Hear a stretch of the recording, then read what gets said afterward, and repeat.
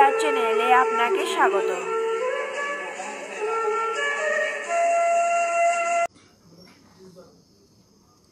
জয় গৌর, জয় বিষ্ণুপ্রিয়া।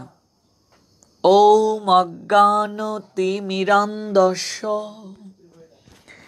জ্ঞানাঞ্জনশলাকয়া চক্ষুরুন্মীলিতং যেন তস্मै শ্রীগুরবে নমঃ। নমো ওম বিষ্ণুপাদায় রাধাপৃষ্ঠায় ভূতলে শ্রীমতে ভক্তি প্রপন্ন যতিষামিতি নামিনে। নমো আচার্য পাদায় দৈন্যভূষণ মুকুটমনে গুরু করুণামূর্তয়ে ক্ষমা দৈর্য শিরোমণে। নমো ওম শ্রীমতে ভক্তি কুসুম শ্রমণায় বৈ বিষ্ণুপাদায় দেবায় কৃপাবদয়ে নমো নমঃ। শ্রী গৌর করুণামূর্তিং কৃপা পূর্ণ কলেবরং শ্রী ভক্তি কুসুমং বন্দে রাধা কুঞ্জ নিবাসিনম। শ্রীভার্ষবানবী দেবী দয়িতায় কৃপাবদয়ে কৃষ্ণ সম্বন্ধ বিজ্ঞান দায়িনে প্রভবে নমঃ। নমো গৌর কিশোরায় সাক্ষাৎ বৈরাগ্য মূর্তয়ে বিপ্রলম্ব রসাম্বুদে পাদাম্বুজায়তে নমঃ। নমো ভক্তি বিনোদায় সচিদানন্দ নামিনে গৌর শক্তি স্বরূপায় রূপানুগবরায়তে শ্রী গৌরায় আবির্ভাব ভূম্যস্তং নির্দেষ্টা সজ্জন প্রিয় বৈষ্ণব সার্বভৌম শ্রী জগন্নাথায়তে নমঃ। নমো মহাবদান্যায় কৃষ্ণ প্রেম প্রদায়তে কৃষ্ণায় কৃষ্ণ চৈতন্য নাম্নে গৌরতেশে নমঃ। অরুণাম্বর ধর চারু কপুলম ইন্দু বিনিন্দিত নকচয় রুচিরম জল্পিত নিজ গণ নাম বিনুদম তম প্রণমামি চ শ্রী সচিতনয়ম। কৃষ্ণায় বাসুদেবায় হরহে পরমাত্মনে প্রণত ক্লেশনাশায় শ্রী গোবিন্দায় নমো নমঃ। তপ্ত কাঞ্চন গৌরাঙ্গী রাধে বৃন্দাবনেশ্বরী বৃষভানুসুতে দেবী প্রণমামি হরিপ্রিয়ে। শ্রীরূপী শ্রী সনাতন ভট্ট রঘুনাথ শ্রীজীবী গোপাল ভট্ট দাস রঘুনাথ এই ছয়ে গোসাইরি করি চরণ বন্দনে যাহা হতে বিঘ্ন নাশ অবিষ্ট পূরণ। জয় জয় শ্রী কৃষ্ণ চৈতন্য দয়াল প্রভু নিত্যানন্দ শ্রী অদ্বৈত গদাধর শ্রীবাসাদি শ্রী গৌর ভক্ত বৃন্দ। হরে কৃষ্ণ কৃষ্ণ কৃষ্ণ হরে হরে হরে রাম রাম রাম হরে হরে। শুভ রাম নবমী তিথি আজকের এই পুণ্যতিথিতে কৃষ্ণ কথা আলাপন পরিবারে যারা দেশ এবং দেশের বাহির থেকে যুক্ত হয়েছেন, আপনাদের প্রত্যেকের রাতুল রাঙ্গাচরণে আমি অবাজন বৈষ্ণব জ্ঞানে ভক্তিপূর্ণ প্রণতি নিবেদন করছি। আজ বিষ্ণুর সপ্তম অবতার ভগবান শ্রী রামচন্দ্রের আবির্ভাব তিথি। আজকের এই পুণ্যতিথিতে প্রত্যেককেই আমার অন্তরের অন্তঃস্থল থেকে রাম প্রীতি শুভেচ্ছা এবং শ্রদ্ধা জ্ঞাপন করছি। যারা এই বিশেষ তিথিতে এখন পর্যন্ত নির্জলা উপবাস পালন করছেন, কিংবা যারা অনুকল্প গ্রহণ করেও উপবাস আছেন, আপনাদের প্রত্যেকের নৈকট্যে কৃতজ্ঞতা জ্ঞাপন করছি। যারা এই বছর রামনবমী তিথি পালন করেননি, অর্থাৎ উপবাস থাকেননি, ভগবান শ্রী রামচন্দ্রের অহৈতুকী কৃপাতে আমরা যদি সবাই আগামী বছর পর্যন্ত থাকি, আগামীতে যেন এই রাম নবমী তিথি শ্রদ্ধার সঙ্গে পালন করি। ভগবান শ্রী রামচন্দ্রের অশেষ বিশেষ কৃপা সবার উপর বর্ষিত হোক। আজকের এই পুণ্যতিথিতে কৃষ্ণ কথা আলাপন পরিবারের ধারাবাহিক যে রসাস্বাদন বিষ্ণুপ্রিয়া চরিত কথা, এই বিষ্ণুপ্রিয়া চরিত কথা শ্রবণের আজকের এই তৃতীয় রজনীতে প্রত্যেককে সুস্বাগতম। আজকের আলোচ্য বিষয় গৌর হরির সঙ্গে বিষ্ণুপ্রিয়া দেবীর শুভ পরিণয়ের সূচনার প্রথম পর্ব। গতকাল যে জায়গায় কথার বিশ্রাম টেনেছিলাম, সেই জায়গা থেকে পুনরায় শ্রবণ করছি। সবাই সঙ্গে থাকুন। অপরকে সঙ্গে রাখার নিমিত্তে এই লাইভটিকে সর্বোচ্চ সংখ্যক শেয়ার করুন, বিভিন্ন গ্রুপে শেয়ার করে ছড়িয়ে দিন। আপনার একটি শেয়ারই পারে অসংখ্য ভক্তবৃন্দের হৃদয় মাঝে কৃষ্ণ প্রেম ভক্তির বীজ বপন করতে এবং ধীরে ধীরে সেই বীজ অঙ্কুরিত, পল্লবিত, পুষ্পিত করতে। গতকাল শ্রবণ করছিলাম আমার গৌর সুন্দর বাংলা পরিভ্রমণে বের হয়েছিলেন। শচী মায়ের নিকট থেকে আজ্ঞা নিয়ে গৌর সুন্দর বঙ্গভূমিতে গমন করলেন ঠাকুর দাদার বাড়ির উদ্দেশ্যে। ভবিষ্যতে একদিন সারা ভারত তিনি ভ্রমণ করবেন, তারই পূর্বাভাস যেন এই বঙ্গভ্রমণ। গৌরহরি বঙ্গভূমিতে গিয়েছেন ঠাকুর দাদার বাড়িতে।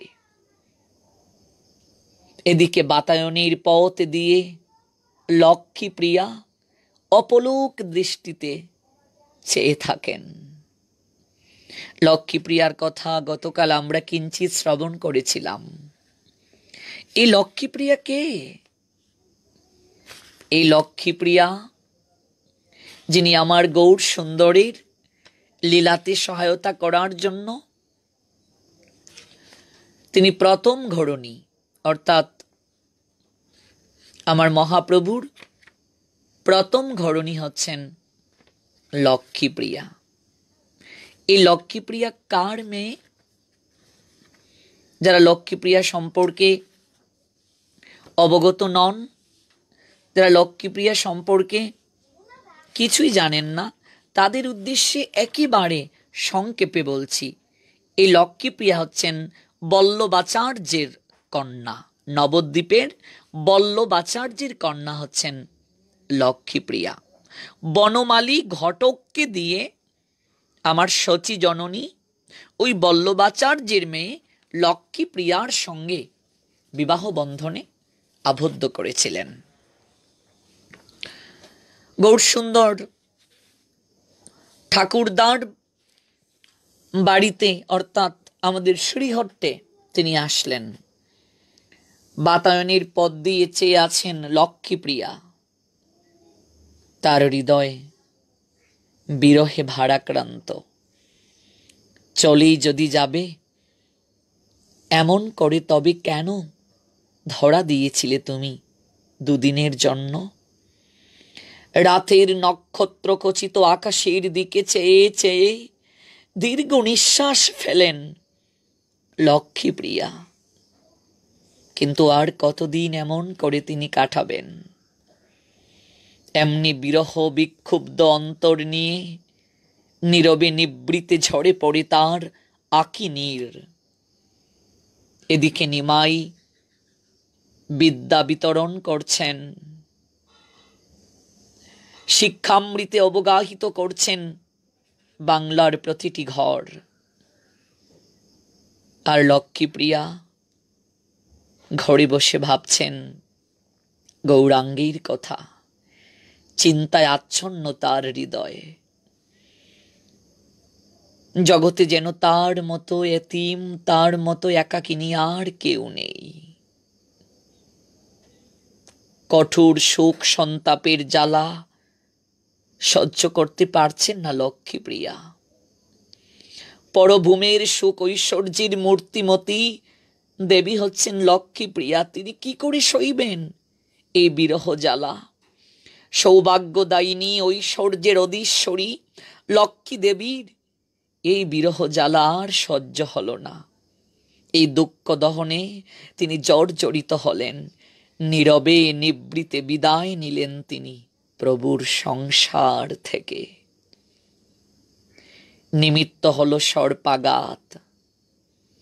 বিরহরূপী সর্পের দংশনে মৃত্যু হল তার। জীবনের চরম সত্য মহাপ্রস্থান। মহাপ্রস্থানের পথে যাত্রা করলেন লক্ষ্মীপ্রিয়া। সচিমা আকুলিত হলেন, লক্ষ্মী চলে গেলে আমাকে রেখে। আমি তো তোকেই নিয়ে আমার এক চিলতে আনন্দকে চঞ্চুতে ধরে রাখতাম লক্ষ্মী, তুইও আমাকে রেখে চলে গেলি। আমার নিমাই যখন ফিরে আসবে আমি কি করে তাকে সান্ত্বনা দেব? একটিবার চোখ মেলে তাকা লক্ষ্মী। অঝোর ধারায় কাঁদছেন সচিমা। লক্ষ্মীপ্রিয়া বিদায় নিল। সচিমা বিরহ পাথারে ডুব দিলেন। লক্ষ্মীপ্রিয়ার অন্তিম যাত্রা সচিমায়ের হৃদয়কে গুমড়ে গুমড়ে কাঁদালো। দুঃখের বাণ নেমে আসলো সচিমায়ের হৃদয়ে। আমার গৌর সুন্দর যখন ঠাকুর দাদার বাড়িতে লীলাকে সমাপন করে নবদ্বীপে প্রত্যাগমন করলেন, সেখানে গিয়ে জানলেন লক্ষ্মীপ্রিয়া না ফেরার দেশে গমন করেছেন। আমার গৌর সুন্দর তো অন্তর্যামী, তিনি কি লক্ষ্মীপ্রিয়ার চলে যাওয়ার আগমন বার্তা জানতেন না? নিশ্চয়ই তিনি জানতেন। তিনি অন্তর্যামী, ভক্তের হৃদয়ের ভাবটাকে তিনি গ্রহণ করেন। এই জন্যই তো তাকে ভাবগ্রাহী জনার্দন বলা হয়। তিনি তো সবই জানেন, তিনি তো সবই বুঝেন। লক্ষ্মীপ্রিয়ার বিরহ যন্ত্রণায় তাকে বিদায় দেওয়ার জন্যই তো তার এই শ্রীহট্টে তথা বঙ্গভূমিতে ভ্রমণ লীলা করা। তার কারণ হচ্ছে ঐশ্বর্যময়ীকে ত্যাগ না করলে মাধুর্যের বাংময়ী প্রতিমা যে তার হৃদয়ে আসবে না। আর মাধুর্যের বাংময়ী প্রতিমা যদি গৌরাঙ্গের সহচরী হয়ে না আসেন তাহলে তো লীলা পূর্ণতা পাবে না। ঐশ্বর্যময়ীকে ত্যাগ করার জন্যই যে তার বাংলা ভ্রমণ লীলা। কেউ জানতো না অন্তরের কথা। গৌর সুন্দর সবই জানলেন, কিন্তু তিনি দুঃখ করলেন না। কারণ তিনি যদি দুঃখ করেন তাহলে তিনিই তো পূর্বলীলায় ঘোষণা দিয়েছিলেন, অসুচ্ছেন অন্ন সুচতম প্রজ্ঞাবাদান চভাসে গাতাশুন অগাতশুন চন অনুসুচন্তি পণ্ডিতা। তিনি নিজেই যদি দুঃখের অতই রত্নাকরে নিপতিত হন তাহলে পূর্বলীলায় অর্জুনকে উদ্দেশ্য করে তিনি যে অভয় বাণী দিয়েছিলেন, জাগ্রত হওয়ার শিক্ষা দিয়েছিলেন, তাহলে সেটা কি করে জগৎজীব গ্রহণ করবে? কি করে গ্রহণ করবে? তাই সব জেনেও না জানার ভান করলেন গৌর সুন্দর। লীলায় পুষ্টি সাধনের জন্য তার এই নির্বাকতা। আপনি আচরে প্রভু জীবের শেখায়, আপনি না চরিলে জীবকে শেখানো না যায়। নিজে আচরণ করে জগৎ জীবকে শিক্ষা দেওয়ার নিমিত্তে আমার গৌর সুন্দরের এই নির্বাকতা। তিনি সবই জানেন, তিনি নির্বাক রইলেন। ঐশ্বর্যময়ীকে বিদায় দিয়ে মাধুর্যময়ীকে আঁকড়ে ধরার জন্য তার এই নির্বাকতা। এদিকে গৌর সুন্দরের প্রথমাগরণী শ্রী শ্রী লক্ষ্মী দেবী অপ্রকট যখন হলেন, শচী দেবীর গৃহ শূন্য হয়ে গিয়েছে। তার কিছুই ভালো লাগে না,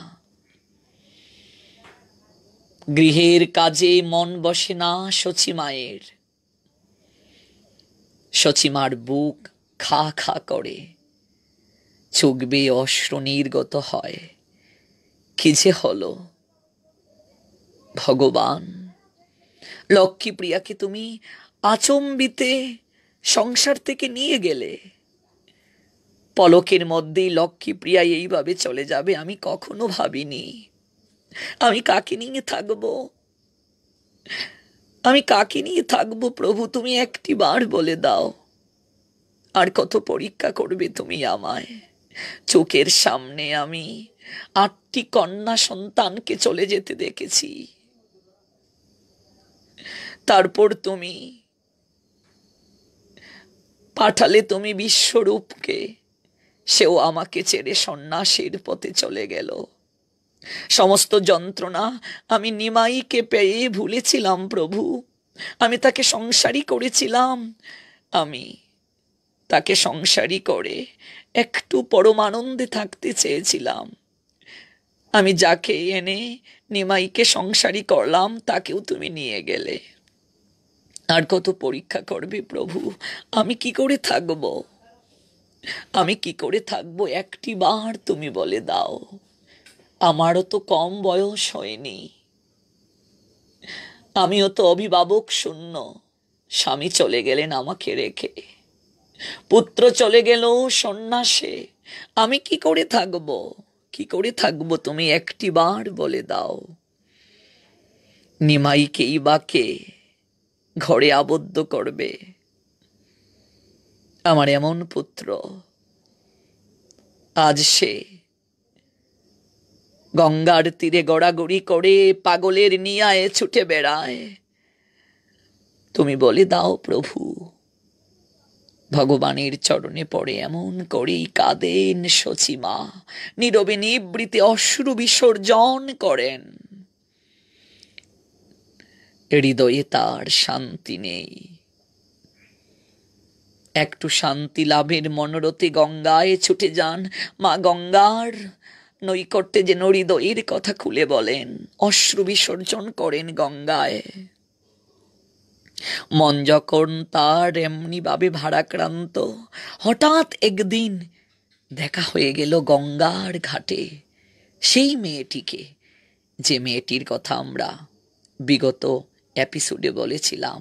ভুবন মোহিনী রূপ তার, সৌন্দর্যের আধার, অপরূপ কান্তি, অপ্রতিম অদ্বিতীয়া।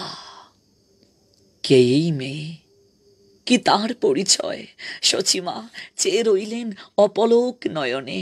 আকাশে অসংখ্য তারা, কিন্তু তার মধ্যে ধ্রুব তারা কোনটি তা কি চিনতে সময় লাগে?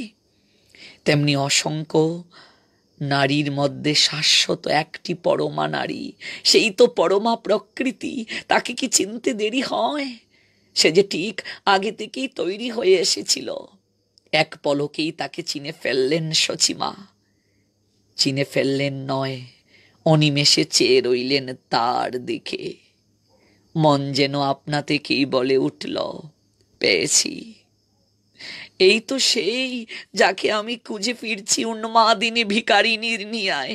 এই তো সেই আমি যাকে হৃদয়ে দিয়ে অনুধান করেছিলাম। আহারে, এত রূপ আমি তো কখনো এর পূর্বে দেখিনি। তোমার নামটি কি গো মা? একটু দাঁড়াও, তুমি কে? তোমার নামটি কি? গঙ্গার ঘাটে মেয়েটিকে যখন এমন করি আলতু স্বরে ডাকছেন সচিমা, তখনই আচম্বিত দৃষ্টি নিক্ষেপ করলেন আমার প্রিয়াজি। কিছুদিন ধরেই সচিমার সঙ্গে তার দেখা হচ্ছিল এই গঙ্গার তীরে। সচিমার অন্তরে অনল দহন চলছিল, সংসারে মন বসছিল না, কিছুই ভালো লাগছিল না। তিনি যেন চাইছেন সমস্ত কর্মভার থেকে সমাপ্তি দিয়ে একটু বিশ্রাম নিতে। এমন সময় মেয়েটিকে দেখে তিনি যেন মনে মনে নূতন এক আশ্চর্য বল পেলেন। মেয়েটিও রোজ যেন দূর থেকে অনুক্তকে একটি কথা বলতে চায়, কিন্তু পারে না, বোধ হয় লজ্জা পায়। আজ শচীদেবী যখন এমন করে ডাকছেন, এই দাঁড়াও, কে তুমি, কার মেয়ে? শচীদেবীর প্রশ্ন শুনে মেয়েটি নৈকট্যে এসে প্রণতি নিবেদন করল আমার সচিমাকে। প্রণতি দিয়ে মনে মনে এই সেই পরম সুন্দরী যেন পরমের চরণ সেবার অধিকার চাইল। আশ্চর্য হইলেন শচীদেবী। কে গো তুমি মা? কার মেয়ে তুমি? আমাকে এমন করে প্রণাম দিলে? আশীর্বাদ করবেন মা। সচিমা প্রিয়াজির দিকে তাকিয়ে বললেন, জন্ম ত্রয়স্ত্রী হও, সুখে থেকো মা, মনের মতো বর লাভ করো। কথাটি শোনার সঙ্গে সঙ্গে প্রিয়াজির সব ইন্দ্রিয়, সারা মন প্রাণ যেন উৎকর্ণ হয়ে শুনল শচীদেবীর আশীর্বাদ বাণী। যাওর সারা মন প্রাণের একান্ত আকাঙ্ক্ষা তা যেন মূর্ত হয়ে উঠল। মুখে অকলঙ্ক স্নিগ্ধ মধুর বিনম্র হাসিতে যেন ভরে উঠল। হৃদয়ের আশীর্বাণী দিয়ে শচীদেবী যখন তাকে অভিসিঞ্চিত করলেন, তখন কি তিনি পারবেন আর তাকে দূরে ঠেলে দিতে? শচীদেবীর মাতৃহৃদয়ের আকাঙ্ক্ষা সে যেন পড়তে পারে তার চোখের স্বচ্ছ আলোর উদ্ভাসে। হৃদয় দিয়ে হৃদয়কে চেনা যায়। তাছাড়া ওদের দুজনের সম্বন্ধে যে জন্মান্তর অর্জিত, তাই চিনতে তো আর কষ্ট হয়নি। সচিমারও দুটি চোখ আনন্দের আলোয় উদ্ভাসিত হয়ে উঠল। হৃদয়ের নিবৃত চাওয়া যেন রূপ পেয়েছে ওই মেয়েটির মধ্যে। দুজনে তাই চেয়ে থাকলেন অপলক দৃষ্টিতে, পরস্পরের দিকে হৃদয়ে ভরা আহ্বান নিয়ে। কি যেন একটা কথা বলতে চান শচীদেবী, কিন্তু বলতে পারেন না, মন তার ভারী হয়ে উঠে। শচীদেবীর এতদিনের ইচ্ছা কি তাহলে পূর্ণ করবেন ভগবান? আমার মা শচী বিহবল হয়ে পড়েন। এবারই এসেছে আলোর লগ্ন। জন্মাবধি কান্না করুণ পরিবেশ থেকে মুক্তি পাবার সময় এসেছে যেন।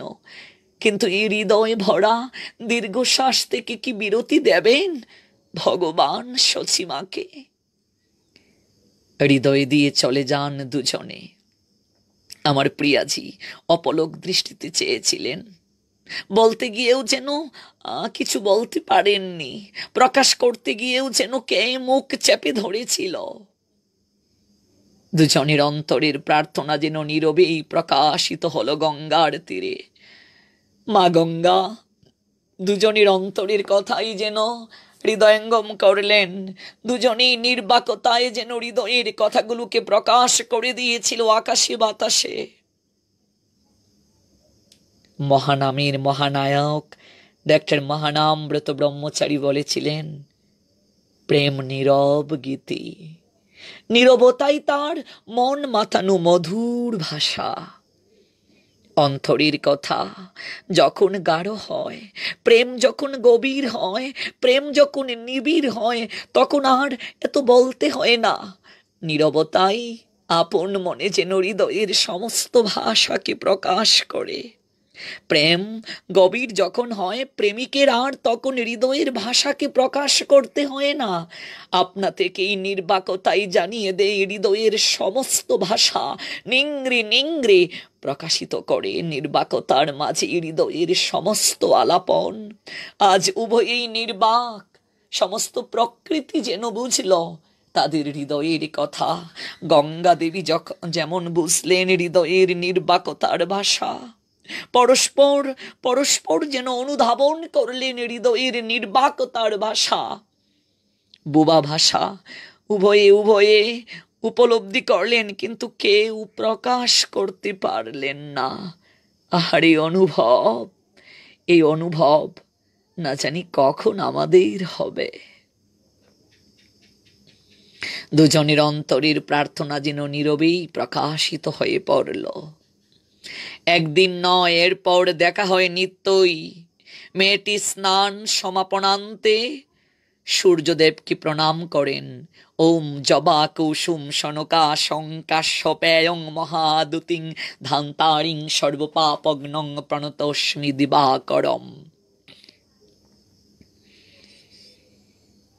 শচীদেবীও তারপর আসেন গঙ্গায়। দুজনের অন্তরের অনুচ্চারিত মৌন কথা যেন প্রকাশিত হয়ে চোখের ভাষায়। আরে চোখ যে হৃদয়ের দর্পণ, চোখের দিকে থাকালে হৃদয়ের কথা আপনা থেকে অনুধাবন করা যায়। যদি চোখের মতো চোখ থাকে, চোখ যে মনের কথা বলে। তার সচিমা এবং প্রিয়া উভয়েরই সেই চোখ আছে, একে অপরের চোখের ভাষাকে অনুধাবন করার। চোখ হৃদয়ের দর্পণ, হৃদয়ের কথা চোখের মাঝে প্রকাশিত হয়। শচীদেবীর মুখে উচ্চারিত হয় মনের মন্ত্র, প্রাণীর কান্না প্রকাশ পায় রুদ্ধ দুয়ার কুলে। প্রভাতে গঙ্গায় নীল নির্মল ছোঁয়া এসে লাগে দুজনের মনে। প্রিয়া দাঁড়ায় নতমস্তকে, তার অন্তর সমুদ্রে বান ডাক দেয় যেন অধিকার চায় অর্জন করবার, প্রাপ্তির প্রশান্তি চায় প্রিয়া। তার অন্তর দেবতা যে শচীর কথায় একান্তভাবে নির্ভরশীল। তার চরণ তীর্থে কি অর্ঘ্য দিতে পারবে না কোমল হৃদয় পদ্মটিকে?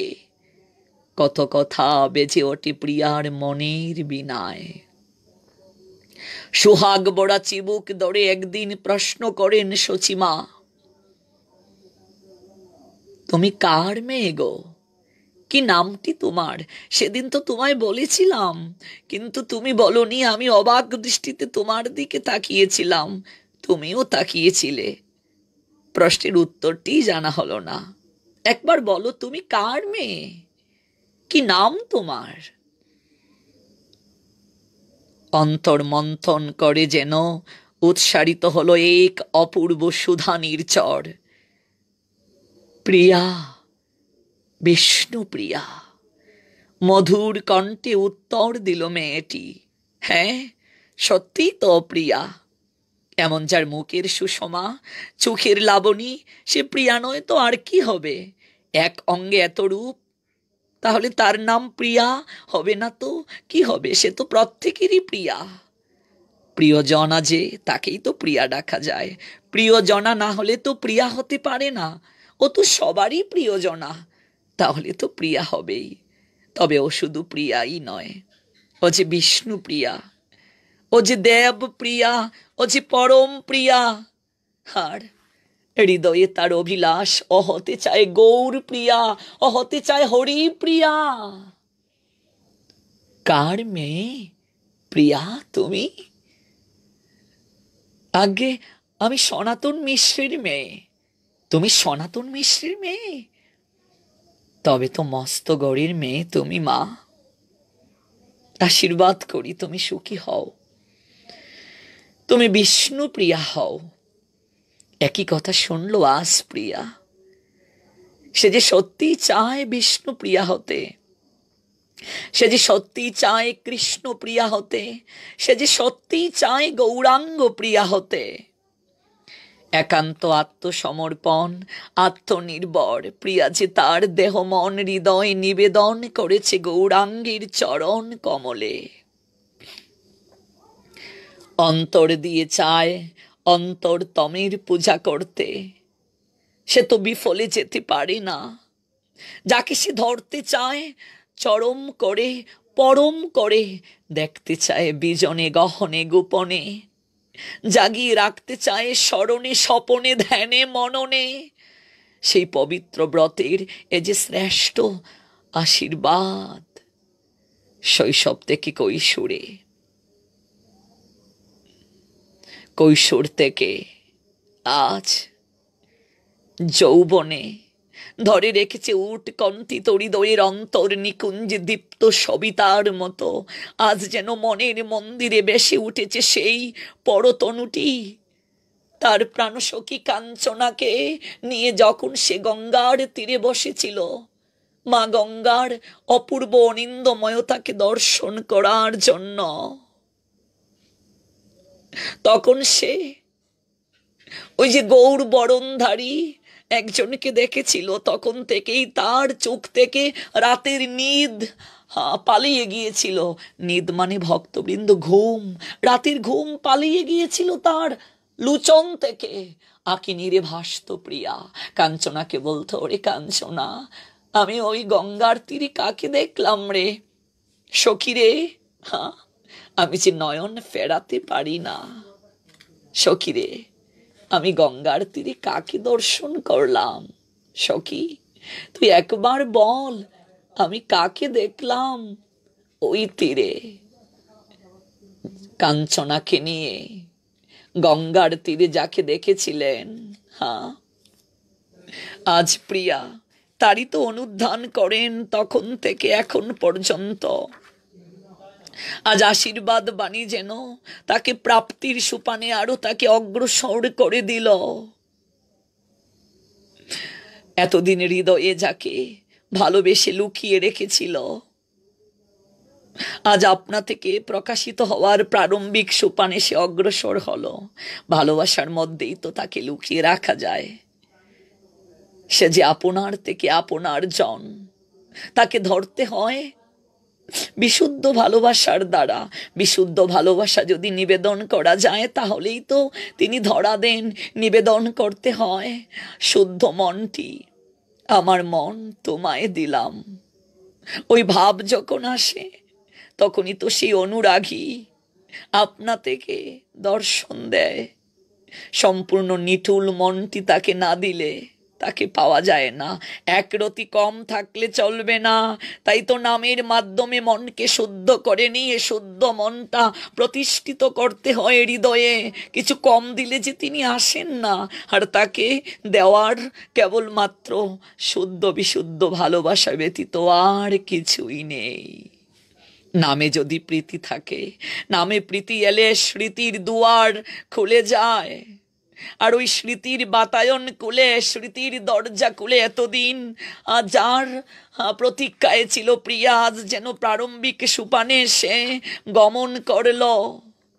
আজ তার স্মৃতিতে ভাসলো কাঞ্চনাকে নিয়ে গঙ্গার তীরে যখন প্রথম দর্শন করেছিল। আর তখন থেকে বাসুঘোষের হৃদয়ের অভিব্যক্তিতে কাঞ্চনাকে উদ্দেশ্য করে প্রিয়া যেন জানিয়ে দিছিল, সখীরে কিক্ষণে দেখিনু গুড়া কিবা মুর হইল, নিরবধি গুড়ারূপ সখীরে নয়নে লাগিল। বাহ, কি চমৎকার অনুভবের কথা সখীকে জানিয়েছিলেন প্রিয়া। আমি কি কনে ওই গুড়া রূপ দর্শন করলাম রে সখী, নিরবধি ওই রূপ যে নয়নে আমার লেগে রইল। সখী রে চিত নিবারিতে চাহি নহে নিবারণ। ও সখী বাসুঘোষ বলে গুড়া, ও সখী রে সে যে রমণী মোহন, সখী রে সে যে রমণীকে মোহন করে। রমণী মোহন, রমণীকে মোহন করে। মোহন মানে মোহিত করা। সখীরে, তার নাম রমণী মোহন সার্থক। সে যে রমণীকে মোহন করে, ভুলতে চাইলেও মন যেন আরো পাগল হয়ে ঝাঁপিয়ে পড়ে সখী সেই রূপের ফাঁদে। রূপের মাঝেই যে অপরূপ মহারূপ পরম প্রকাশ রূপকে ভুলিয়ে দেয়। নব অনুরাগের প্রথম পরশ ছিল সেটি। সখী কাঞ্চনা কেবল স্পর্শ করার মাঝেই, দৈহিক স্পর্শের মাঝেই অনুরাগ নিহিত থাকে সখীরে। কেবল দর্শনের মাঝেও অনুরাগের পরশ হয় সখীরে। যদি হৃদয়ে দিয়ে দর্শন করা যায়, তবে সখী এ যে বিষম জ্বালা, যে কারণেই তো ওই দর্শনের পর থেকে দিবারাত্রি তাকে প্রাপ্তির জন্য, তার সেবার অধিকারিণী হওয়ার জন্য আমার হৃদয় বিষিয়ে উঠল সখী। শুয়ে শুয়ে কাঞ্চনার সঙ্গে কি বিলাপ জানিস সখী? ওরে সখী, আমি আজ প্রারম্ভিক সোপানে গেলাম। আজ স্বয়ং শচী জননী আমাকে জানতে চাইলেন সখী। অন্তরের কথা নিশ্চয়ই তিনি উপলব্ধি করতে পেরেছেন। জানি না আমার অন্তরের কথা অন্তর দেবতার মরমে পৌঁছবে কিনা। শৈশব থেকে কৈশোর থেকে প্রারম্ভিক যৌবন পর্যন্ত যাকে উৎকণ্ঠিত হৃদয়ের অন্তর নিকুঞ্জে দীপ্ত সবিতার মতো জ্বালিয়ে রেখেছিলেন, আজ যেন মনের মন্দিরে ভেসে উঠছে সেই পরম তনুটি। আবার কার কাছে বলবেন? আরে মরমের কথা মরমজনের কাছে ছাড়া তো বলা যায় না। তাই তো কাঞ্চনাকে জড়িয়ে ধরে আমার প্রিয়াজি একেবারে আপন মনে সব কথা বলছেন। কাঞ্চনা বলে উঠল, হেরে প্রিয়া, তুই এতটা নির্লজ্জ তা তো জানতাম না। তোর কি এতটুকু লজ্জা করে না এমন করে কথাগুলো বলছেন? দেখ দেখ দেখ, হ্যাঁ কাঞ্চনা, আমি তোকে ছাড়া কাকে বলবো রে? আমি তোকে ছাড়া কাকে বলবো বল? জানিস, হৃদয় মন্দিরে আমার সেই পরম তনুটি বারবার উকি দেয়। একদিন তার হাতে ছিল বাঁশি, নূপুর ছিল পায়ে, কণ্ঠে মণিহার, মস্তকে মোহন চূড়া।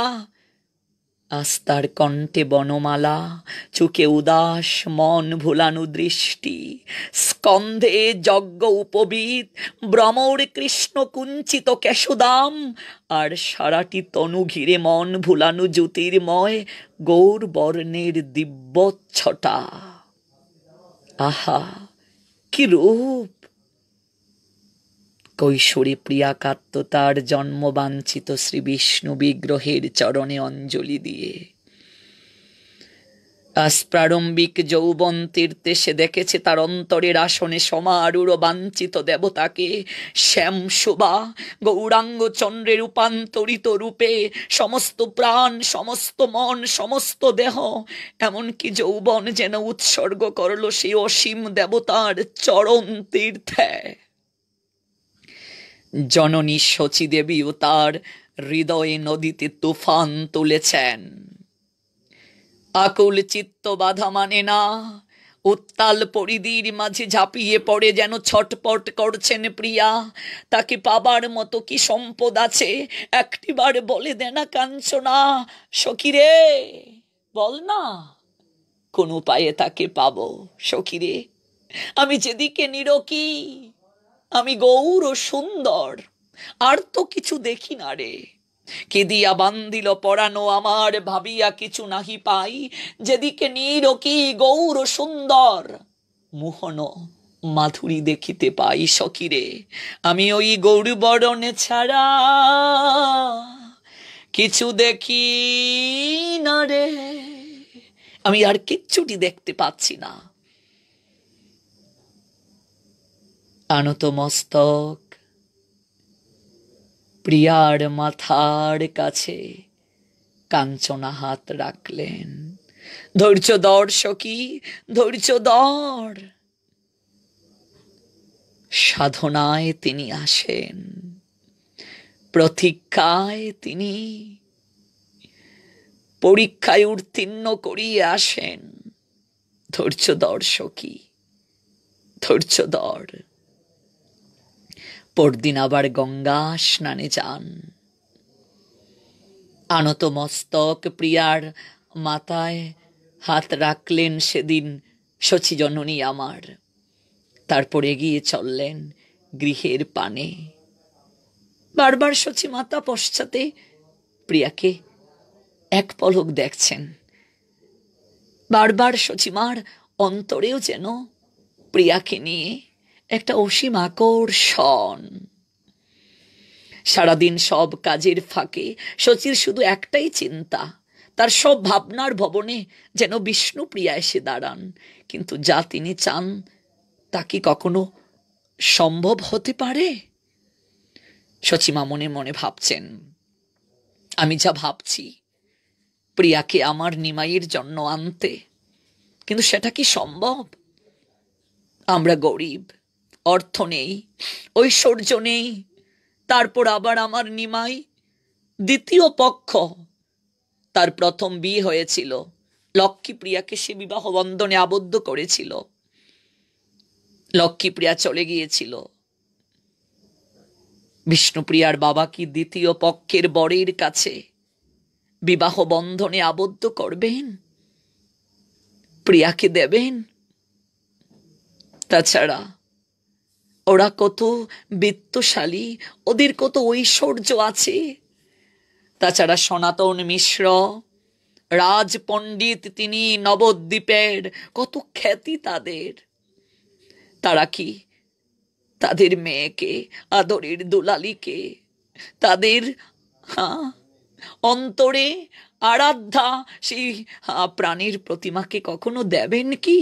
আমার মতো ভিখারিনীর কুটিরে দেবেন কি? আমার উন্মত্ত ভাবে ঘুরে বেড়ানো পাগল ছেলেটার ক্রুরে কখনো দেবেন কি? তাহলে আমার ভাবনা কি অলিক? বলে দাও না প্রভু। তাহলে আমি যাকে দেখে হৃদয়ে বধূমাতা বলে আমি যাকে ঠাঁই দিয়েছি আমার নিমাইয়ের ঘরণী রূপে, তাহলে কি আমার ইচ্ছে পূরণ হবে না? শচীমা ঘুমিয়ে ঘুমিয়ে স্বপ্ন সজ্জায় অবাস্তব কল্পনার প্রহর গুনছেন। তার দুটি চোখ অশ্রুপূর্ণ হয়ে উঠে।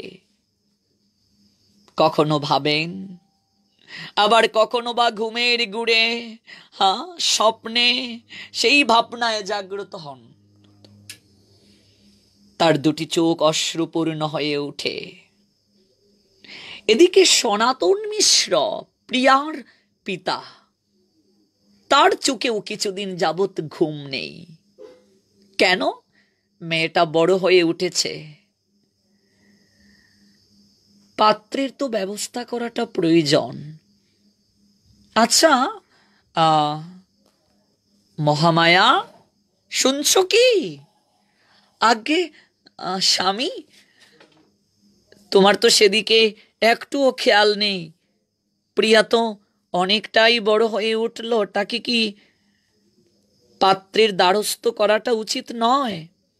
আপনি যে কি বলছেন? আমার প্রিয়া তো এখনো সেই ছোট্ট নাবালিকা, ছোট্ট আমার আদরের পুত্তলি। এখনই তাকে পাত্রের দ্বারস্থ করার কি প্রয়োজন? না, মেয়ে বড় হলে পিতার চিন্তার অন্ত নেই। তুমি মা, তোমারও সেদিকে খেয়াল রাখাটা আবশ্যক। তবে সুপাত্র পাওয়াটা তো অনেক কঠিন। সনাতনের অর্থের অভাব নেই বটে, কিন্তু অভাব আছে সুপণ্ডিত সুপাত্রের। মহামায়া দেবীর সঙ্গে প্রায়ই সনাতন এই বিষয়ে আলোচনা করেন প্রিয়ার বিবাহ প্রসঙ্গে। কিন্তু মনের মতো পাত্র তারা খুঁজে পান না।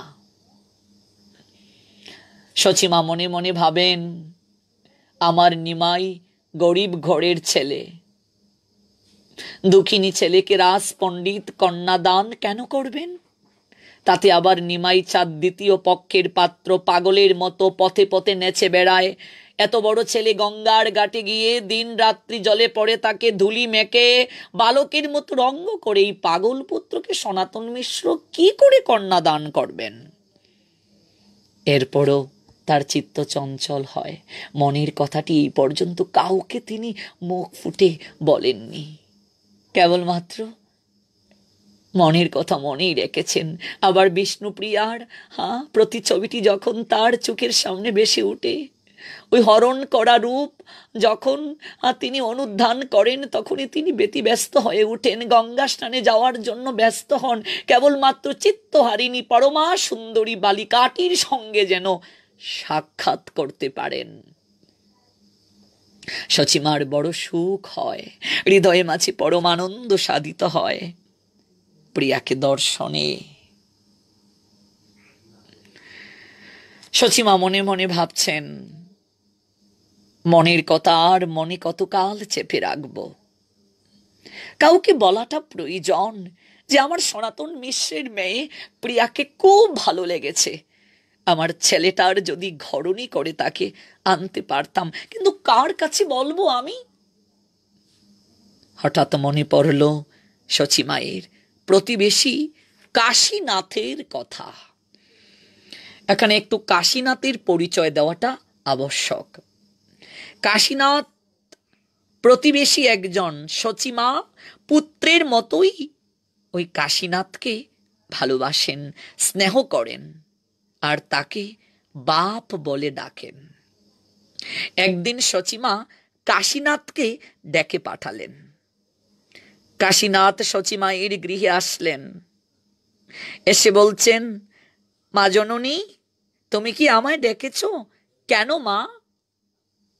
কাশীনাথকে কাছে বসিয়ে জল খাবার দিতে দিতে সচিমা বলছেন, কাশীনাথ বাপ আমার, তুমি তো আমাকে ভালো করেই জানো আমি তোমায় কতটা ভালোবাসি, কতটা স্নেহ করি, কতটা সৌহার্দ্যের বন্ধনে আমি তোমাকে বেঁধেছি।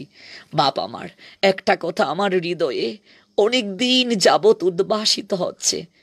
বাপ, বলতে পারো আমার হৃদয়ের একটা অভিলাষ। আমি এ পর্যন্ত কাউকে বলিনি হৃদয়ের কথাটি, কেবল আমি তোমাকে বলতে চাচ্ছি। মা, এই কথাটা বলতে কেন তুমি এতটা সংকোচ করছো? বলো না তোমার এমন কি হৃদয়ের কথা তুমি আমাকে বলবে? বাপ, সনাতন মিশ্রের মেয়ে বিষ্ণুপ্রিয়া, আমি গঙ্গার ঘাটে প্রথম যখন তাকে দর্শন করলাম, তখন থেকে আমার প্রাণটি ও হরণ করে নিয়েছে। যেমন মেয়ে তেমন রূপ, তেমন তার বাচন ভঙ্গিমা, যেন সাক্ষাৎ প্রতিমা, লক্ষ্মী প্রতিমা। বাপ, আমি মনে মনে ভাবি, এই দক্ষিণীর গড়ে সনাতন মিশ্র কি তার মেয়েকে দেবে? আমার সাহস হয়ে ওঠে না ওই কথাটা সবাইকে বলার। তুমি আমার আপনার জন, তাই তোমাকে কেবল বললাম। বাপ, তুমি কি কিছু করতে পারবে? আরে মা, এই কথাটি বলার জন্য এতটা সময় নিলে তুমি? তুমি একদম একদম ভাববে না এই বিষয়ে। কাজটি তুমি নির্ভয়ে আমার হাতে তুলে দাও, আমি সব ব্যবস্থা করব, কেউ জানবে না, একদম তুমি চিন্তা করবে না। আমি স্বয়ং যাব সনাতন মিশ্রের গৃহে। এতটা কেন ভাবছ? আরে সনাতন মিশ্রের মেয়ে প্রিয়ার রূপ থাকতে পারে, ঐশ্বর্য থাকতে পারে, আমাদের নিমাইয়েরও রূপ কম কিসের? তপ্ত কাঞ্চনের মতো তার গায়ের বরণ। তাছাড়া আমার নিমাইয়ের মতো পাণ্ডিত্যের অধিকারী নবদ্বীপে আর কেউ নেই। আমাদের নিমাই নবদ্বীপের মাঝে শ্রেষ্ঠ পণ্ডিত। এরকম বিদ্বান, এরকম সৌন্দর্যের অধিকারী কাকে খুঁজে পাবে সনাতন মিশ্র? তুমি একটু এই বিষয়ে ভাববে না, নির্ভয়ে থাকো তুমি, আমি সব ব্যবস্থা করব। বাপ কাশীনাথ, তুমি আমার বক্ষ থেকে যেন একটা পাথরকে সরিয়ে দিলে। কাশীনাথ, আমি জানি তুমি অনেক পণ্ডিত, তাছাড়া তুমি খ্যাতিমান ঘটক, তুমি খ্যাতিমান ঘটক, তোমার দ্বারা অসাধ্য সাধিত হয়। কাশীনাথ, কাশীনাথ, আমি তোমাকে এই কথাটা শুনি একটু মিষ্টিমুখ করাতে চাই। তাছাড়া তুমি ঘটক, তোমাকে যদি মিষ্টিমুখ না করাই তাহলে পাত্র পাত্রীর মিলন হবে কি করে? কাশীনাথ কথাটা শুনে হেসে দিল। কাশীনাথ মনে মনে ভাবছেন, শচী জননী আমাকে পুত্রের মতো ভালোবাসেন, এটা আমার দায়িত্বের মাঝে পড়ে। আমি ঘটক হতে পারি, কিন্তু আমি নিজের জন হয়ে যাব সনাতন মিশ্রের গৃহে। শুভ কার্য দেরি করতে নেই, তাই মা দুর্গার নাম স্মরণ করে কাশীনাথ বেরিয়ে পড়লেন। মা দুর্গা, দুর্গা বিপত্তারিণী মা, সহায় হও, সহায় হও মা, সহায় হও। বেরিয়ে পড়লেন সনাতনের গৃহের অভিমুখে। এদিকে সনাতনের ছোট্ট সংসার। আমরা বিগত 2টি এপিসোডে আলোচনা করেছিলাম সনাতনের প্রথম কন্যা বিষ্ণুপ্রিয়া, কিন্তু বিষ্ণুপ্রিয়ার পরেও সনাতন মিশ্রের আরেকটি পুত্র সন্তানের জন্ম হয়, অর্থাৎ বিষ্ণুপ্রিয়ার ছোট ভাই। সেই বিষ্ণুপ্রিয়ার ভাইয়ের নাম হচ্ছে যাদব মিশ্র। যারা জানেন না, ভালো করে জেনে নিন। বিষ্ণুপ্রিয়া দেবীর ছোট ভ্রাতার নাম হচ্ছে যাদব মিশ্র।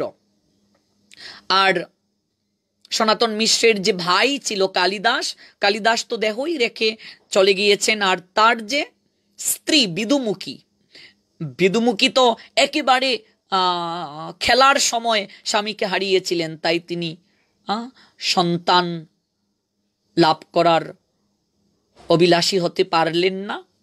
কাজেই সনাতনের ছোট্ট সংসার, একটা ছেলে একটা মেয়ে, অর্থাৎ বিষ্ণুপ্রিয়া যাদব মিশ্র, ভ্রাতৃবধূ বিদুমুখী, সেও মেয়ের মতোই, আর তার স্ত্রী মহামায়া।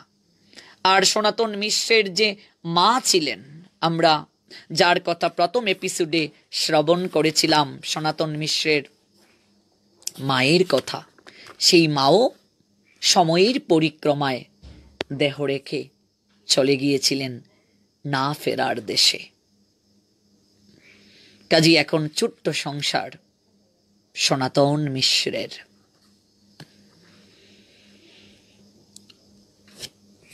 সনাতন মিশ্র তখন মধ্যাহ্নকালীন সময়ে ব্যালকনিতে বসে আছেন। ব্যালকনি মানে হচ্ছে বারান্দা। ঠিক সেই সময়ে কাশীনাথ ঘটক সনাতন মিশ্রের কুটিরে প্রবেশ করলেন। ভ্রাতৃবধূ বিধুমুখী এবং সনাতন মিশ্রের স্ত্রী মহামায়া কাশীনাথ ঘটককে আসতে দেখে আনন্দিত হলো, সাদরে তারা গ্রহণ করলো, বসতে আসন দিল। কি ব্যাপার? আরে আমাদের গৃহে ঘটকের আগমন, নিশ্চয়ই কোনো ব্যাপার আছে। ঘটক গৃহে তো আসবেই। ঘরে যদি উপযুক্তা কন্যা থাকে তাহলে তো ঘটককে আসতেই হয়। তাছাড়া আমি কাশীনাথ ঘটক, নবদ্বীপের মাঝে নাম করা ঘটক, খ্যাতিমান। আমি জানতেন ঘটক নয়, আমি এসেছি আপনার গৃহে, নিশ্চয়ই তো একটা অভিলাষ হৃদয়ে আছে। সনাতন মিশ্র বলছেন, তা তো পরম সৌভাগ্য আমার। তবে কাশীনাথ পণ্ডিত মহাত্মন, তুমি যে আসলে একটিবার বলো তোমার আসার হেতু। নৈকট্যে গিয়ে বসলেন কাশীনাথ সনাতন মিশ্রের। একটা অনুরোধ করতে এসেছি। এমন করে কেন বলছো? আচ্ছা সনাতন, তোমার মেয়েটিকে দান করে দিয়ে দাও। দান করে দেব? আরে কাকে দান করে দেব? ও আমার নয়নের ধন, হৃদয়ের পুত্তলি, যাকে কত আরাধনা করে পেয়েছি। কত আরাধনা করে আমি তাকে পেয়েছি, কাকে দান করব? আরে যে কাউকে দান করার কথা বলছি না সনাতন, তোমার মেয়েটিকে আমাদের নিমাই পণ্ডিতের কাছে দান করে দিয়ে দাও। নিমাই পণ্ডিত? ও, তাহলে সেই কথা বলো, আমি তো ভয় পেয়ে গিয়েছিলাম। নিমাই পণ্ডিতের কাছে? কথাটা শুনে সনাতন মিশ্রের চঞ্চু চঞ্চু মানে ঠোঁট, ঠোঁটের মাঝে হাসি ফুটে উঠল, আনন্দের বান ডাকলো সনাতন মিশ্রের মনে। এ চিন্তা তিনিও যে বহুদিন ধরে করেছিলেন, কিন্তু সাহস পাননি প্রস্তাবটি দিতে। নদিয়া খ্যাত নিমাই পণ্ডিত, যার জ্ঞান আর গুণের আধার ভুবন মোহন রূপ, তারা কি সনাতনের মেয়েকে ঘরে নেবেন? কি আশ্চর্য দেখুন ভক্তবৃন্দ। এদিকে সচিমা ভাবছেন যে সনাতন মিশ্রের কন্যাকে কি সচিমার কুটিরে নিমাইয়ের ঘরণী রূপে দেবেন, আর সনাতন মিশ্র ভাবছেন সচিমার পুত্র ভুবন বুলানু রূপ, এত পাণ্ডিত্যের অধিকারী, এত জ্ঞান তার, সেই নিমাই পণ্ডিত কি বিষ্ণুপ্রিয়াজিকে গ্রহণ করবেন? এটাই তো যুগসূত্র। আজি শুভ দিনে পরশন্ন ভ্যাল বিধি, জামাতা হইবে গুড়াচাঁদ গুণনিধি, এই মোর মন কথা রজনী দিবস, প্রকট বদনে কহি নাহিক সাহস। কাশীনাথ, আমার মনের মাঝে তো এই ইচ্ছেটা ছিল, কিন্তু আমি সাহস পাইনি কাউকে বলার। তুমি যেহেতু এসেছ, তুমি যেহেতু এসেছ আর তুমি যেহেতু বলেছ, তাহলে তো এটা আমার পরম সৌভাগ্য, এটা আমার পরম সৌভাগ্য, পরম সৌভাগ্য আমার। দেখুন চৈতন্য ভাগবতে বৃন্দাবন দাস ঠাকুর এই চমৎকার বিষয়টিকে কি সুন্দর করে বর্ণনা করেছেন। অর্থাৎ কাশীনাথ মিশ্র যখন সনাতন মিশ্রের গৃহে গেলেন, কিভাবে কথাটা বললেন, চৈতন্য ভাগবতে চমৎকারভাবে বৃন্দাবন দাস ঠাকুর লিখেছেন। যারা চৈতন্য ভাগবত পড়েছেন তারা এই বিষয়টি অবগত আছেন। আমি একটু অনুরোধ রাখছি ভক্তদের চরণে, যারা শুনছেন, মহাপ্রভুর অপ্রাকৃত লীলা যদি আমরা জানতে চাই, প্রথমে আমাদেরকে যে গ্রন্থটি পড়তে হবে সেটা হচ্ছে চৈতন্য মঙ্গল। চৈতন্য মঙ্গল হচ্ছে প্রারম্ভিক গ্রন্থ, যেটা লোচন দাস ঠাকুর লিখেছেন। চৈতন্য মঙ্গল পড়ার পর আপনাকে অবশ্যই এবং অতি অবশ্যই চৈতন্য ভাগবত পড়তে হবে। চৈতন্য ভাগবত যদি আপনি না পড়েন, আপনি মহাপ্রভু সম্পর্কে কিচ্ছুটি জানতে পারবেন না। আর এই কলি যুগের আমরা মানুষ, আমরা যদি মহাপ্রভুকে না জানি, আমাদের মতো দুর্ভাগা, আমাদের মতো পাষণ্ডী, আমাদের মতো হতভাগা আর কেউ হতে পারে না। চৈতন্য ভাগবতটা আমাদের প্রত্যেককেই পড়তে হবে। বৃন্দাবন দাস ঠাকুর হলেন চৈতন্য ভাগবতের রচয়িতা। ওই চৈতন্য ভাগবতের রচয়িতা বৃন্দাবন দাস ঠাকুরই হচ্ছেন কৃষ্ণদ্বৈপায়ন বেদব্যাস। কৃষ্ণদ্বৈপায়ন বেদব্যাসই আসলেন ওই কলিযুগে বৃন্দাবন দাস ঠাকুর হয়ে। কিন্তু আপনি অবাক হবেন, এই বৃন্দাবন দাস ঠাকুর, তার পূর্বপুরুষদের নিবাস আমাদের সিলেটে, অর্থাৎ বর্তমানে সিলেট জেলার বিয়ানীবাজার উপজেলার পঞ্চখণ্ডে বৃন্দাবন দাস ঠাকুর, তাদের পূর্বপুরুষদের নিবাস। সেই চৈতন্য ভাগবতে বৃন্দাবন দাস ঠাকুর চমৎকার ভাবে এই অপ্রাকৃত বিষয়টিকে আপন মমত্বে লিখেছেন। সচিমায়ের নিকটে এই তত্ত্বটি জেনে কাশীনাথ যে সনাতন মিশ্রের নিকটে গেলেন, চমৎকার ভাবে তা বর্ণনা করলেন। তাহার কর্ণগোচর করলেন, কাশীনাথ পণ্ডিত চলিলা সেই কনে। কেন গেলেন? সনাতন মিশ্রের কর্ণগোচরে সংবাদটি দেওয়ার জন্য। চৈতন্য ভাগবতে বলা হলো, কাশীনাথ পণ্ডিত চলিলা সেই কনে, দুর্গা কৃষ্ণ বলি রাস পণ্ডিত ভবনে, কাশীনাথে দেখি রাস পণ্ডিত আপনে, বসিতে আসন আনি দিলেন সম্ভ্রমে, পরম গৌরবে বিধি করে যতুচিত, কি কার্যে আইলা জিজ্ঞাসিলেন পণ্ডিত। কাশীনাথ বলেন আছয়ে এক কথা, চিত্তে লয় যদি তবে করহ সর্বতা, বিশ্বম্বর পণ্ডিতের তোমার দুহিতা, দান করো এই সম্বন্ধ উচিত সর্বতা, তোমার কন্যার যোগ্য সেই দিব্যপতি, তাহার উচিত পত্নী এই মহাসতী, যেন কৃষ্ণ রুক্মিণীতে অন্যন্য উচিত, সেই মতো বিষ্ণুপ্রিয়া নিমাই পণ্ডিত। কি সুন্দর করে দেখুন বৃন্দাবন দাস ঠাকুর লিখলেন, তোমার কন্যাটিকে বিশ্বম্বর অর্থাৎ নিমাইয়ের নিকটে দান করে দাও। কাশীনাথ পণ্ডিতের মুখে এই শুভ সংবাদ শ্রবণ করে সনাতন মিশ্র যেন আকাশের চাঁদকে হাতে পেলেন। পূর্বরাত্রে তিনি যে তার স্ত্রীর সঙ্গে আলাপন করেছিলেন সেটাও তার মনে পড়ল। মনে মনে শ্রী বিষ্ণুর নাম স্মরণ করে অভীষ্ট দেবতাকে তিনি কোটি কোটি প্রণাম নিবেদন করলেন। প্রভু তুমি আছো, তুমি আছো প্রভু, তুমি সর্বদা আমার মনের ইচ্ছেকে পূরণ করো, তুমি সর্বদা আমার সঙ্গে আছো প্রভু। আমি প্রত্যেকটা বিষয়ে আমি তার সাক্ষাৎ প্রমাণ পেয়েছি প্রভু। কাশীনাথ পণ্ডিতকে বললেন, পণ্ডিত তুমি আজ আমার মনের কথাটি বললে, এতদিন আমি সাহস করে এই কথাটি কাউকে বলতে পারিনি। আমার পরম সৌভাগ্য, শচী দেবী নিজ থেকে যখন এই মনের কথাটা তোমার মাধ্যমে আমার নৈকট্যে পাঠিয়েছেন, তাহলে আমি এই প্রস্তাব কি কখনো ফিরিয়ে দিতে পারি? চৈতন্য ভাগবতে চমৎকারভাবে উল্লেখ আছে এগুলো। আমরা চমৎকারভাবে এই লীলা সাধন করতে চৈতন্য ভাগবতকে আমরা একটু রেফারেন্স হিসেবে আনতে চাই। দেখুন কি সুন্দর করে বলা হয়েছে।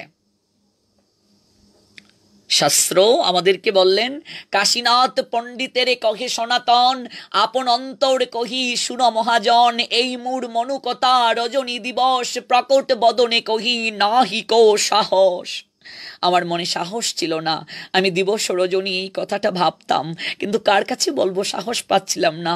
আজ তুমি যেহেতু নিজে শচী মায়ের কাছ থেকে সংবাদটা নিয়ে আসলে, আমার মতো সুখী আর কেউ নয়। আজি শুভ দিনে পরশন্ন ভ্যাল বিধি, জামাতা হইবে আমার গুড়া চাঁদ গুণনিধি। আপনার ভাগ্য তত্ত্ব জানিলাম তবে, আপনে যে শচী দেবী আজ্ঞা কইল যবে। আমার সৌভাগ্য, ওগো কোথায় মহামায়া, মিষ্টি নিয়ে আসো। কাশীনাথ পণ্ডিতের অনুমতি নিয়ে সনাতন মিশ্র বাড়ির গৃহিণীকে ডাকলেন, মিষ্টি নিয়ে আসো। এইবার এই শুভ সংবাদটি দিতে চাইলেন তিনি কার কাছে? কার কাছে তিনি দিতে চাইলেন? স্ত্রীর কাছে। তাই তো তিনি ডাকলেন, কোথায় কোথায় মহামায়া, মিষ্টি নিয়ে আসো। আমি তোমায় বলেছিলাম না, আমি তোমায় বলেছিলাম না গতকাল রাতে? দেখো ভগবান শ্রী বিষ্ণু সমস্ত কিছু শুনে আজ তিনি সেটা সার্থকতার সুপানে নিয়ে গেলেন। আসো মিষ্টি নিয়ে আসো। আরে ঘটককে যদি সন্তুষ্টি না করো তাহলে কি করে শুভ কার্য সম্পাদন হবে? ঘটককে যদি সন্তুষ্ট না করো তাহলে কি করে শুভ কার্য সংগঠিত হবে? শুভ কার্যে তো বিলম্ব হবেই। মহামায়া দেবী হাসতে হাসতে মিষ্টি নিয়ে আসলেন। কি যে আপ্যায়ন করলেন খ্যাতিমান ঘটক কাশীনাথ পণ্ডিতকে। মিশ্র গৃহিণী আনন্দে আত্মহারা হলেন। তাহলে শুভ কার্য তো শীঘ্রই সম্পন্ন করতে হয়, হাসতে হাসতে ঘটক বললেন। তবে কাশীনাথ ভগবান এতদিনে আমার মনের স্বাদ পুরাইবেন। এতদিনে ভগবান আমার বিষ্ণুপ্রিয়ার উপযুক্ত বরকে মিলিয়ে দিলেন, উপযুক্ত বর মিলিয়ে দিলেন। আহা, এমন সৌভাগ্য কজনের হয়? কজনের হয় এমন সৌভাগ্য? তুমি এখনই যাও কাশীনাথ, শচী মায়ের কাছে গিয়ে আমি সম্মতি দিয়েছি এটা জানিয়ে দাও, আর শুভকর্ম সম্পাদনের জন্য বন্দোবস্ত করো। খুব শীঘ্রই করা উচিত, শুভকর্মে কখনো দেরি করতে নেই। কাশীনাথ পণ্ডিতকে মহানন্দে জানাতে চাইলেন এবং হৃদয়ের অভিব্যক্তি প্রকাশ করার জন্য সনাতন মিশ্র আর একটু নৈকট্যে গিয়ে বসলেন। চৈতন্য ভাগবতে সেই কথা বৃন্দাবন দাস ঠাকুর জানালেন। বিশ্বম্বর পণ্ডিতের করে কন্যাদান, করিব সর্বতা বিপ্রইতে নাহিয়ান। কর শব্দটির অর্থ কি ভক্তবৃন্দ?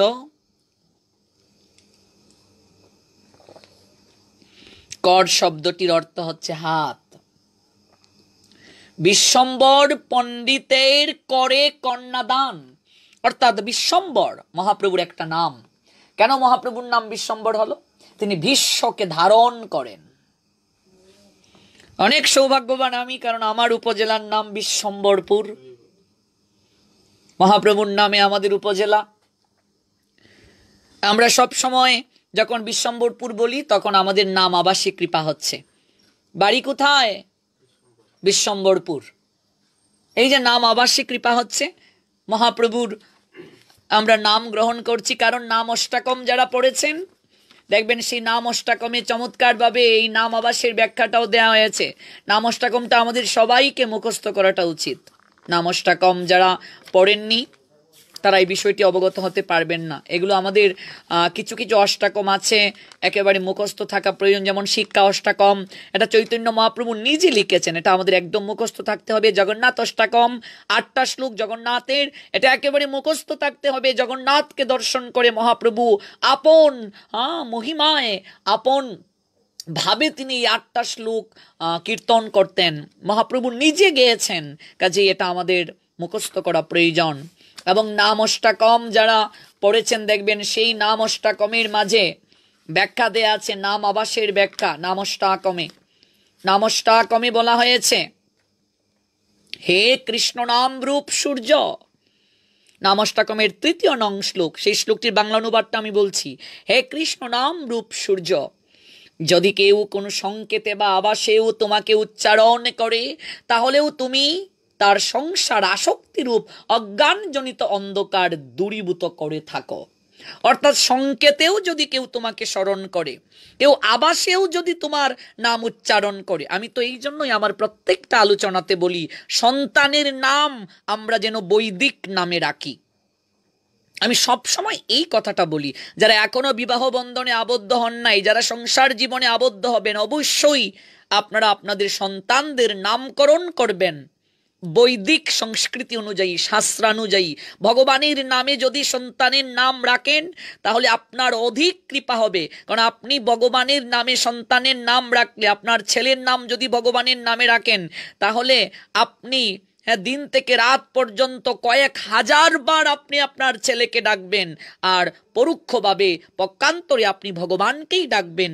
আর ভগবানকে ডাকার কারণে, ভগবানের নাম আপনার ছেলের নাম হওয়ার কারণে, অর্থাৎ ভগবানের নামে ছেলের নাম রেখেছেন, আর ওই ছেলের নামটি ভগবানের নামে হওয়ার কারণে ওই নাম গ্রহণ করার সঙ্গে সঙ্গে আপনার কঠিন থেকে কঠিন পাপরাশি নষ্ট হয়ে যাবে।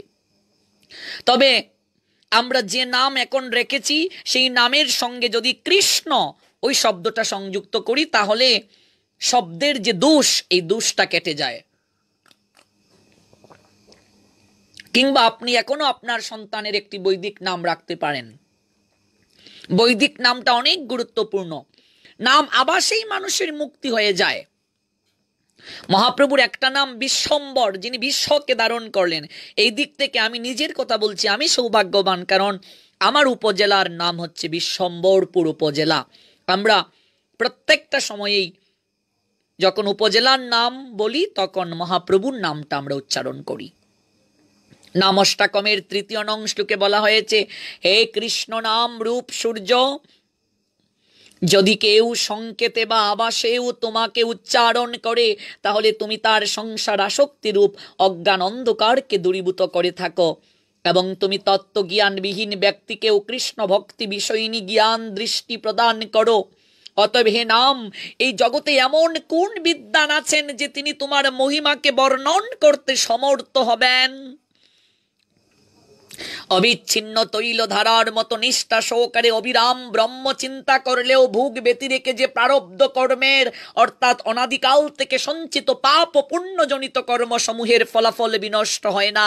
হে নাম কেবল মাত্র জিহ্বাগ্রে তোমার স্পন্দন মাত্রই, অর্থাৎ মুখে তোমার নামকে উচ্চারণ করার মাত্রই সেই প্রারব্ধ কর্ম বিনাশ প্রাপ্ত হয়ে যায়।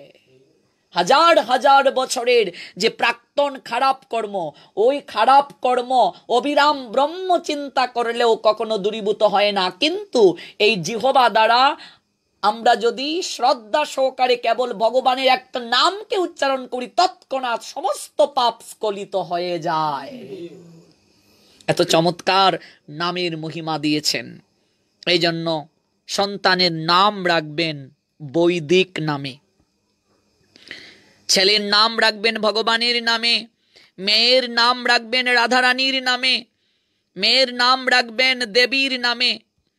তাহলে আপনার সংসার সুখের হবে, মঙ্গল হবে। এখনো যারা সংসার জীবনে প্রবেশ করেননি, যারা পিতামাতা এখনো হননি, তাদের নিকটে আমার অনুরোধ, এখনকার যুগে মা বাবা ছেলের নাম রাখে পাগলু, ছেলের নাম রাখে রুমিও, ছেলের নাম রাখে পিন্টু, স্যান্টু, মন্টু, ঝন্টু, অভাব নেই, কিন্তু বৈদিক নাম রাখে না। আমার ছেলের নাম পাগলু রাখতে পারলাম, রুমিও রাখতে পারলাম, কত কি রাখতে পারলাম। আর ভগবানের নাম কেশব, মাধব, গোবিন্দ, মুকুন্দ, ঋষিকেশ, গিরিধারী, ব্রজনাথ, ব্রজেশ্বর, ব্রজবিহারী, রমণী মোহন, রাসেশ্বর, রাসবিহারী, বনবিহারী, একটা রাখতে পারলাম না? অনন্ত নাম আছে ভগবানের, অনন্ত কৃষ্ণের নাম, অনন্ত মহিমা, অনন্ত ভগবানের নাম আছে। যে কোনো একটাকেই আমরা সন্তানের নাম রূপে রাখতে পারি। মহাপ্রভুর নামে রাখতে পারি, ভগবান রামচন্দ্রের নামে রাখতে পারি, ভগবান বিষ্ণুর নামে রাখতে পারি, অনন্ত নাম রয়েছে। এই জন্য আপনারা এই ভুলটি আর কখনো করবেন না। নাম আবাসেই কেবল মুক্তি হয়ে যায়, নাম আবাসের মাধ্যমেই মুক্তি হয়ে যায় আমাদের। নাম আবাসটা খুবই গুরুত্বপূর্ণ। আজ সনাতন মিশ্র বলছেন, বিশ্বম্বর পণ্ডিতের করে কন্যাদান, করিব সর্বতা বিপ্রইতে নাহিয়ান। আমি বিশ্বম্বর পণ্ডিতকে কন্যা দান করব, তার হাতে কন্যা দান করব, এর চেয়ে আনন্দের আর কি হতে পারে? ভাগ্য তাকে যদি সর্ববংশে রয়া আমার, তবে হ্যাঁ ন সম্বন্ধ হইবে এই কন্যার। বৃন্দাবন দাস ঠাকুর যেন লিখছেন আজ সনাতন মিশ্রের হৃদয়ের কথা। আমার বংশের ভাগ্য এটা, বিশ্বম্বরের হাতে আমার কন্যাকে তুলে দেওয়া, এটা আমার কন্যার বহু জন্মের সৌভাগ্য, বহু জন্মের সৌভাগ্য নিয়ে সে জন্ম নিয়েছে, তাই তো সে সৌভাগ্যিনী হবে, সৌভাগ্যবতী হবে। বিশ্বম্বরের গরণী হওয়া পরম সৌভাগ্যের। চলো তুমি তথা গিয়া কহ সর্বকথা, আমি পুনঃ ডরাইলু করিব সর্বতা। তুমি যাও, গিয়ে সচি মায়ের কাছে এই সংবাদ দাও যে আমার পক্ষ থেকে আমি রাজি। তিনি যদি কৃপা করে চরণে ঠাই দেন আমার প্রিয়াকে, আমার প্রিয়াকে যদি চরণে ঠাই দেন, আমি আমার পক্ষ থেকে রাজি। কাশীনাথ পণ্ডিত যখন এই শুভ সংবাদ সনাতন মিশ্রের নিকট থেকে জানলেন, তখন তার আনন্দে আর ধরে না। কখন তিনি শচী দেবীর কাছে যাবেন আর তিনি গিয়ে হৃদয়ের কথাটা জানাবেন। মনে মনে ভাবছেন, আমি গিয়ে বলবো, তোমায় বলছিলাম না মা, একদম ভাববে না, তুমি নির্ভয়ে আমার উপর ছেড়ে দাও। আরে এই নবদ্বীপের খ্যাতিমান কাশীনাথ পণ্ডিত ঘটক কখনো সে কার্যে বিফল হয়নি। প্রতিমধ্যে এই কথাগুলো ভাবছে কাশীনাথ পণ্ডিত। অতি সত্বরে শচী মায়ের নিকটে পৌঁছলেন। মা, শচী, কিরে বাপ, এমন করে ডাকছিস কেন? আরে মা, সে কি আনন্দের কথা! আরে বলবো বলবো, অস্থির হয়েও না। আমার জন্য আগে একটু ঠান্ডা জল নিয়ে আসো, এক গ্লাস ঠান্ডা জল নিয়ে আসো। আমি হাঁপিয়ে উঠেছি দৌড়াতে দৌড়াতে আসতে। হ্যাঁ, নে নে বাপ, নে বাপ, এক গ্লাস ঠান্ডা জল তোর জন্য নিয়ে এসেছি। এবার বলতো, এমন করে ডাকছিস কেন? সনাতন মিশ্র কি না করে দিয়েছেন বাপ? আমি জানতাম, আমার হৃদয়ে ভয় কাজ করেছিল, আমার মতো কাঙ্গালিনীর গড়ে কি করে সনাতন মিশ্র দেবেন তার কন্যাটিকে? আরে আমি তোমাকে আগেই বলেছিলাম না, এই কাশীনাথ পণ্ডিত কখনো ব্যর্থ হয় না। না করবে কি? সংবাদটা তো শুনে সনাতন মিশ্র যেন আকাশের চাঁদ ধরার জন্য ব্যস্ত হয়ে পড়ল। কি বলছিস বাপ? হ্যাঁ হ্যাঁ মা, তাহলে তো আমার আনন্দের আর সীমা নেই রে। বহুদিন পর যেন শচী দেবীর মুখে আজ হাসির রেখা ফুটে উঠল। তার সেই শুকাকুল বদন প্রান্তে আনন্দের আলোক দেখা দিল। নয়নদ্বয়ের প্রান্তভাগে 2 ফুটা যেন প্রেমাশ্রু ঝরে পড়ল। কাশীনাথ পণ্ডিতের 2টি হাত ধরে শচীমা বললেন, দীর্ঘদিন বেঁচে থাক বাপ, বেঁচে থাক। আমি তোকে প্রাণ ভরে আশীর্বাদ করি, প্রাণ ভরে আমি তোকে আশীর্বাদ করি। বেঁচে থাক বাবা, বেঁচে থাক। শচী দেবী তৎপরে এই শুভ সংবাদ প্রতিবেশী বর্গকে জানালেন। একে একে সকলেই শুনে আনন্দে তারা আত্মহারা হয়ে গেলেন। এদিকে তো শচী মায়ের প্রতিবেশী তথা শচীমা আনন্দে বললেন। আচ্ছা ভক্তবৃন্দ, আপনাদের হৃদয় মাঝে কি জাগছে না? শচীমা আনন্দিত হলেন, সনাতন মিশ্র আনন্দ সাগরে ভাসলেন। সনাতন মিশ্রের ঘরণী মহামায়া দেবী মিষ্টিমুখ করালেন।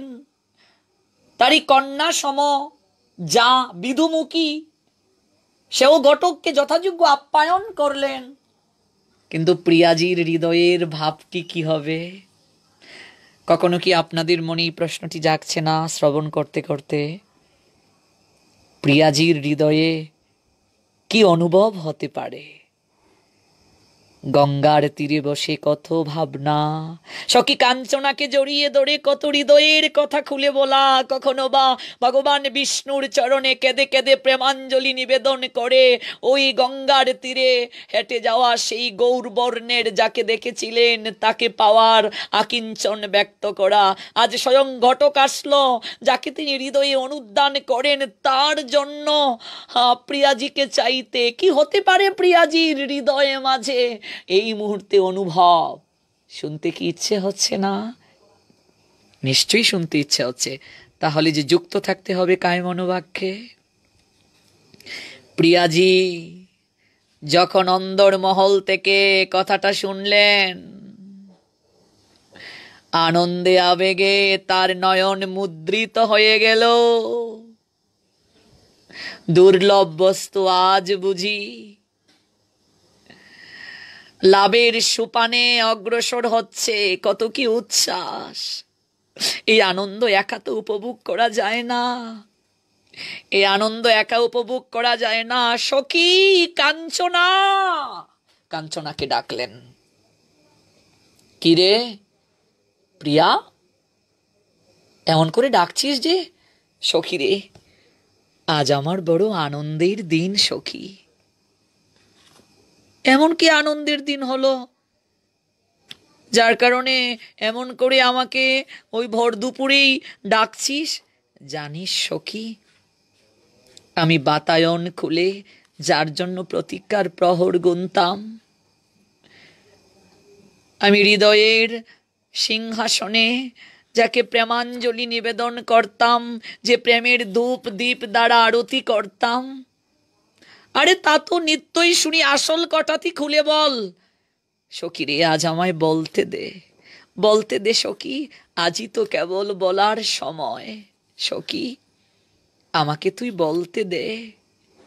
পুত সলীলা লীলাময়ী জাহ্নবী মা গঙ্গার তরঙ্গ ভঙ্গে কত মান অভিমান, কত না বিরহ বিক্ষোভের খেলা। বিষ্ণুপাদ সম্ভুতা সুরধনির তীরে আমি প্রথম যাকে দেখেছিলাম রে সখী, ওরে সখী, আজ আজ সেই প্রেম পুরুষোত্তম, আজ সেই মনোবিহারী সখী রে হয়তো আমার জীবন সঙ্গী হয়ে আশার যে ভাবনা, সেই ভাবনার স্তরে আমি যেন পদার্পণ করার প্রারম্ভিক সোপানে আছি। সখীরে, যার জন্য এত কান্না, যার জন্য এত বিরহ, যার জন্য এত অভিমান, সেই মদন মোহন, তাকে হয়তো আমার প্রাপ্তির দিন ঘনিয়ে আসছে। সখীরে, আমার দুটি চোখের দিকে তাকা কাঞ্চনা, আমি তো তোকে এজন্যই ভালোবাসি, তুই তো আমার চোখের কথা বুঝতে পারিস। প্রাণের কথা প্রাণের মানুষকে ছাড়া কাউকে বলা যায় না। ভক্তবৃন্দ, প্রত্যেকের জীবনই এমন দু একজন মানুষ থাকে যার কাছে হৃদয়ের সমস্ত কথা একেবারে প্রাণ উগাড়িয়া বলা যায়, নিজেকে টুকরো টুকরো করে বিসর্জন করে দেয়া যায়। একেবারে হৃদয়ে মাঝে বিন্দু বিসর্গ কখনো সংকুচতা কাজ করে না, কখনো ভাবনা কাজ করে না। এক অনিন্দময়তা, এক সুখান্তময়তায় হৃদয় ভরপুর হয়ে উঠে। কোনো লজ্জা নেই, কোনো সংকোচতা নেই, প্রাণ ভরে যেন তার কাছে সমস্ত কিছু বলা যায়। প্রাণ ভরে যেন প্রাণীর কথা ব্যক্ত করে আনন্দ পাওয়া যায়। সে কি আনন্দ! শুধু আনন্দই নয়, আনন্দ আর আনন্দ। আর আমার প্রিয়াজির জীবনে সেই প্রাণের সখী কাঞ্চনা। তাই তো কাঞ্চনাকে বলছে, সখী রে, একটিবার আমার চোখের দিকে তুই তাকা না, তুই না চোখের ভাষা বুঝতে পারিস।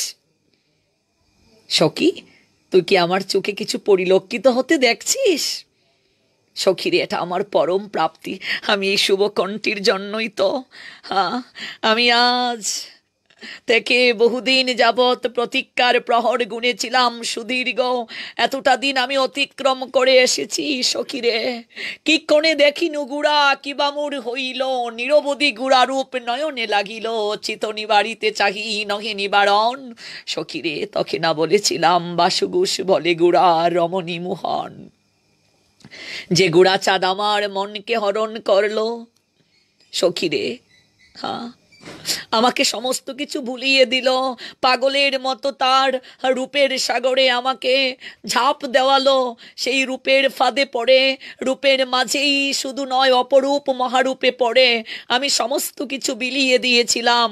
নব অনুরাগের প্রথম পরশ প্রাপ্তির জন্য আমি প্রতিদিন গঙ্গার ঘাটে গিয়ে আমি প্রতীক্ষায় আমি প্রহর গুনতাম। সখীরে, মন বলছে সেই প্রতীক্ষার প্রহর অবসান হওয়ার দিন আমার এসে গেছে। কি বলছিস, কি বলছিস প্রিয়া, কি বলছিস? তাহলে তো সেটা বড় আনন্দের দিন। আচ্ছা প্রিয়া, তুই যদি গৌরচাঁদকে তোর প্রিয়তম করে পেয়ে যাস, আমাকে কখনো ভুলবে না তো? সে কেমন কথা বলছিস কাঞ্চনা, তুই আমার মরম সখী, তোকে কি করে ভুলবো? না, এরকম তো সবাই বলে, তাই আমিও বললাম আমাকে তো মনে রাখবি। প্রিয়া, আমি তোকে খুব ভালোবাসি রে। আমি তোকে ছাড়া আর কিচ্ছুটি ভাবতে পারি না। আমাকে মনে রাখবি তো প্রিয়া? আমি তোকে বড় ভালোবাসি রে। কিসের মাঝে কি যে বলছিস? আমি তো অনুভবের কথা বললাম, আর তুই বলছিস আমি তোকে ভুলে যাব। আমি কখনো তোকে কাঞ্চনা ভুলবো না। তবে জানিস কাঞ্চনা, আমার আরেকটা ভয় হৃদয় মাঝে কাজ করছে। সত্যি কি আজ আমি মায়ের নিকট থেকে যে সংবাদ শুনলাম সেটা পূর্ণ হবে? কেবলমাত্র তো আলাপন হলো, ওই আলাপন কি পূর্ণতা পর্যন্ত পৌঁছবে? জানি না সখী, তবে চল, যার কৃপাতে এই সুসংবাদ পেলাম, একটু তার চরণ বন্দনা করে আসি। প্রিয়া কাঞ্চনাকে নিয়ে চললেন বিষ্ণু মন্দিরে। দেখুন, এখানে প্রিয়াজি চমৎকার একটা শিক্ষা দিলেন। সর্বক্ষেত্রেই ভগবানকে স্মরণ মনন। আমরা আনন্দে ভগবানকে ভুলে যাই, দুঃখের সময় ভগবানকে ডাকি, কিন্তু আনন্দের সময় আমরা ভগবানকে ভুলে যাই। আমরা যে প্রাপ্তির জন্য ভগবানের চরণে শরণ নেই, ওই প্রাপ্তি যখন আমরা পূর্ণতার পথে আসীন করি, ওই প্রাপ্তি যখন আমাদের হয়ে যায়, তখন যার কৃপায় আমরা প্রাপ্ত হলাম, যার কৃপাতে অসাধ্য সাধিত হলো, আমরা তাকেই ভুলে যাই। মানুষ বড় অদ্ভুত, অদ্ভুত। আমরা সুখ প্রাপ্তির জন্য ভগবানের কাছে প্রার্থনা করি, কোনো কিছু প্রাপ্তির জন্য ভগবানের কাছে ভিখারির মতো প্রার্থনা করি, কত কাঁদি, নয়নে জলে ভাসি, কিন্তু সুখ যখন আসে তখন সেই সুখময়কে আমরা ভুলে যাই তাকে। দুঃখে তাকে প্রাণ ভরে ডাকি, কিন্তু দুঃখ যখন চলে যায় তখন আর তাকে মনে রাখি না। এই জন্য মহাসাধিকা যারা, মহিষী যারা, ওরা ভগবানের কাছে কেবল দুঃখ চেয়েছেন। দুঃখ, প্রভু দুঃখ দাও। দুঃখে তোমাকে আপনার করে পাওয়া যায়, শুধু আপনার নয়, আপনার থেকে আপনার করে পাওয়া যায়।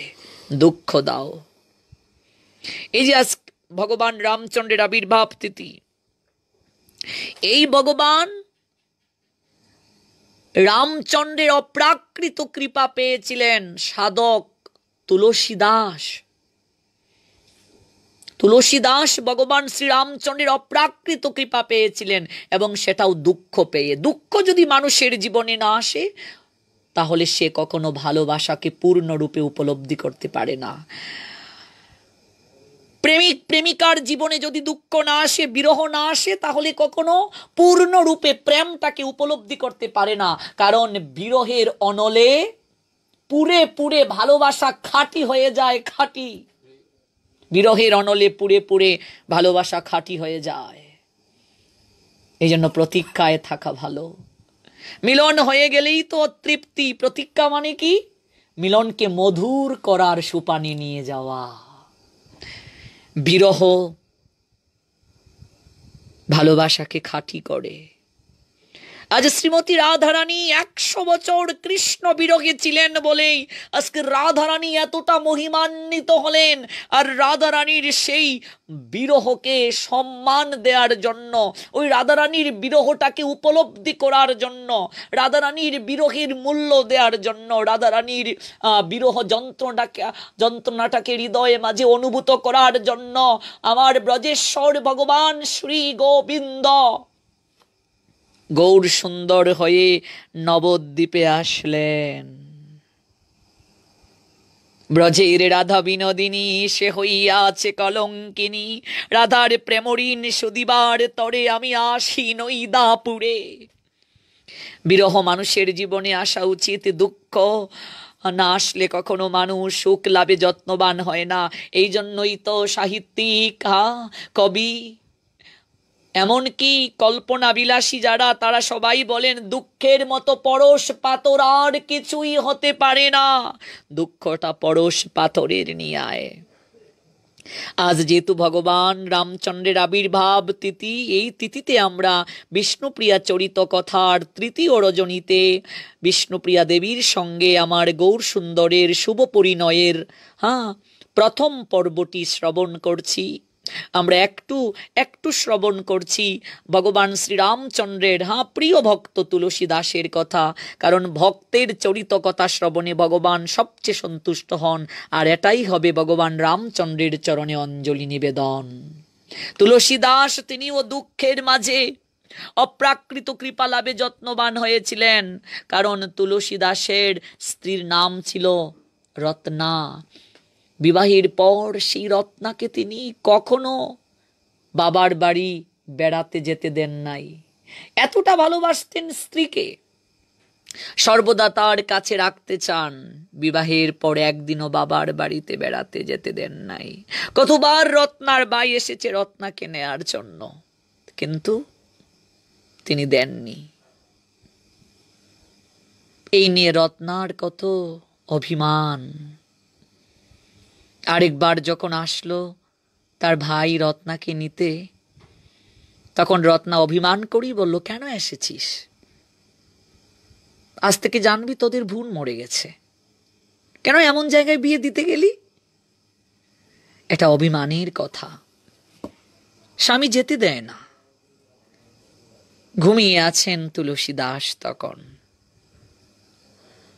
এই তারিখে মনে মনে রত্না ভাবছেন, হয় বাবার বাড়ি যাব, নয় একটা কিছু হবে। এই তারিখে একটা কিছু করে ছাড়বো, আর কত সহ্য করব। স্বামী ঘুমিয়েছেন, গিয়ে বলছেন, রত্না পতি দেবতা আমি কি যাব? ঘুমের গুড়ে বলে দিলেন, যাও। শাশুড়ি মায়ের কাছে এসে বলছেন, মা আপনার ছেলে অনুমতি দিয়েছে, আমি কি যাব? অনুমতি দিয়েছে মা? একদম দেরি করবি না, যা যা মা। বাবার বাড়ির উদ্দেশ্যে যাত্রা করলেন রত্না। ঘুম থেকে উঠে তুলসী দাস ডাকছে, রত্না, আরে ও রত্না। মা বলছে, ডাকছিস কেন? তুই না বললি বাবার বাড়িতে যাওয়ার জন্য অনুমতি দিলে? আমি বলছি বাবার বাড়িতে যাওয়ার জন্য। তুমি কি জানো না আমি পলক পড়তে যতটুকু সময় লাগে ততটুকু সময় রত্নাকে না দেখে থাকতে পারি না? আর কি করা, যেভাবে ছিলেন সেই অবস্থাতেই শ্বশুর বাড়ির দিকে যাত্রা করতে শুরু করলেন। যে অবস্থাতে আছেন সেই অবস্থাতেই শ্বশুর বাড়ির দিকে যাত্রা করতে শুরু করলেন। ধুতিটা কেবল পড়া, উত্তরীয়টা নিতেও ভুলে গেলেন। কতটা মোহিত দেখুন, কতটা মোহিত। হরি বল। মধ্যরাত্রিতে গিয়ে পৌঁছতেন শ্বশুর বাড়ি। রত্নার সমস্ত বোনেরা বলছেন, হেরে দিদি তোর কি সৌভাগ্য, এতটা বউ পাগলা বর তুই পেয়েছিস। হেরে দিদি এত দেখি সতীর প্রিয় বর, হ্যাঁ শিব ঠাকুরকেও হারিয়ে দিল। কথায় কথায় বাক্য বানে বানে জর্জরিত করছে আর তামাশা করছে। তবে সে কি জামাই বাবু, একেবারে যে খালি গাত্রে চলে আসলেন। গাত্র মানে শরীর, খালি গা, খালি গায়ে চলে আসলেন। হ্যাঁ, ব্যাপারটা কি? আমার দিদিকে আপনার মনে এতটাই লেগেছে, এক মুহূর্তও বুঝি ছাড়তে চান না? কতজনে কত কথা বলছে। রত্না খুবই কষ্ট পেলেন। শয়নের গৃহে গিয়ে বলছেন, এই শুনো, জগতে কতজনকে দেখেছি, তোমার মতো কাউকে দেখিনি। তুমি একটা পাগলা কুকুর। কুকুরের মতো কেন ধেয়ে ধেয়ে আমার পিছনে চলে আসছো? হ্যাঁ, কুকুরের মতো ধেয়ে ধেয়ে আমার পিছনে চলে আসছো কেন? রত্না, আমি কুকুর? তুমি আমাকে কুকুর বললে? আমি কুকুর? হ্যাঁ কুকুর। কুকুর তো ভালোই বলেছি, তার চেয়েও আরো কিছু থাকলে তোমাকে বলা উচিত ছিল। তোমার কারণে আজ আমি লজ্জিত হয়েছি সবার কাছে। আরে এই রক্ত মাংস দেহটার প্রতি তোমার এতটা আকর্ষণ, এতটা মোহিত তুমি আমার প্রতি, এতটা পাগল তুমি আমার প্রতি। ঘুম থেকে উঠেই চলে এসেছো এইভাবে, হিতাহিত জ্ঞান হারিয়ে ফেলেছো কিভাবে শ্বশুর বাড়ি আসতে হয়। ছি ছি ছি ছি ছি ছি ছি ছি ছি ছি ছি। তোমার কারণে মুখ দেখানোর আর কোনো জায়গা থাকলো না। ওরে, আমাকে তুমি যতটা ভালোবাসো, রক্ত মাংস দেহটার প্রতি এতটা তোমার যে আকর্ষণ, তার বিন্দুমাত্র আকর্ষণ যদি ভগবান রামচন্দ্রের প্রতি থাকতো, তার বিন্দুমাত্র ভালোবাসা, বিন্দুমাত্র মোহ যদি ভগবান রামচন্দ্রের প্রতি থাকতো, রঘুপতির প্রতি থাকতো, এতদিনে তুমি সেই ভগবান রামচন্দ্রকে দর্শন করে ফেলতে। এতদিনে তুমি তার চরণ দর্শন করতে পারতে, তোমার জীবন সার্থক হয়ে যেত। রত্না, আমি তোমাকে এতটা ভালোবাসি। আমি হয়তো ভেবেছিলাম তুমি বলবে, হ্যাঁ ওগো তুমি আমায় কতটা ভালোবাসো, আমাকে না দেখে তুমি ঘুম থেকে উঠেই চলে এসেছো, আর তুমি আমাকে কুকুরের সঙ্গে তুলনা করলে। রত্না, তুমি আমাকে ভালোবাসারই প্রতিদান দিলে। তবে হ্যাঁ, আমিও আজ তোমায় বলে যাচ্ছি, তুমি আমাকে যে আঘাত দিয়েছো, ওই আঘাতটা যেন সারাটা জীবন আমি ধরে রাখতে পারি। তুমি আমাকে যে বিরহ যন্ত্রণার সাগরে ভাসালে, আমি যেন এই বিরহটাকে আমার আমার মনের মাঝে ধরে রাখতে পারি। আর তুমি কি কথা বললে, তার বিন্দুমাত্র ভালোবাসা যদি রঘুপতি ভগবান রামচন্দ্রের প্রতি থাকতো, এতদিন আমি তাকে দর্শন করে ফেলতাম। তবে হ্যাঁ, আমি আজ বলে যাচ্ছি, আজ থেকে যদি কাউকে ভালোবাসতে হয় রত্না, আমি রঘুপতি রামকেই ভালোবাসবো, আর কাউকে ভালোবাসবো না। সব কিছুকে ত্যাগ করে চলে গেলেন তুলসীদাস। আরাধনা করলেন ভগবান শ্রীরামের। সাক্ষাৎ হলো ভগবান শ্রীরামের সঙ্গে তার। কেবলমাত্র রত্নার নিকট থেকে বিরহ ভালোবাসাকে পুড়িয়ে পুড়িয়ে খাঁটি করে দেয়। বিরহ যত বেশি হয়, মিলনের আকাঙ্ক্ষা তত হৃদয়ে মাঝে প্রগাঢ় থেকে প্রগাঢ়ভাবে জাগ্রত হয়। আরে যে প্রেমে বিরহ থাকে না, সে তো প্রেমই হতে পারে না, নিছক কেবল সেটা খেলা মাত্র। প্রেমের মাঝে বিরহ প্রেমকে পূর্ণতা দান করে। তুলসীদাস রামচরিতমানস গ্রন্থ রচনা করলেন। যদি কোনোদিন সৌভাগ্য হয় ভক্তবৃন্দ, রামচরিতমানস আস্বাদন করাবো, যদি কোনোদিন সৌভাগ্য হয়। কি চমৎকার সেই গ্রন্থ রামচরিতমানস। তুলসীদাস ভগবান রামচন্দ্রের কাছে ভিক্ষা চেয়েছিলেন, প্রভু তোমার কাছে আমি একটাই কৃপা ভিক্ষা চাই, যে দুঃখ পেয়ে আমি তোমাকে ভালোবাসতে শিখেছি প্রভু, তুমি এমন করেই সারাটা জীবন আমাকে দুঃখের মাঝে রেখো, আমি যেন দুঃখ থেকে কখনো পরিত্রাণ না পাই, সারাটা জীবন যেন দুঃখে থাকি।